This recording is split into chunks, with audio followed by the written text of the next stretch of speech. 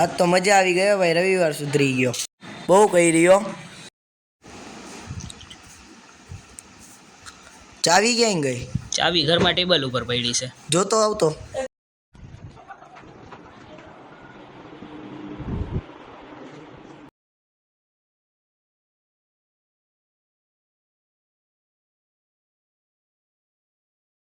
ચાવી માં ટેબલ ઉપર જ પડી છે. અરે યાર, આને ક્યાં મોકલો? જાતો તું.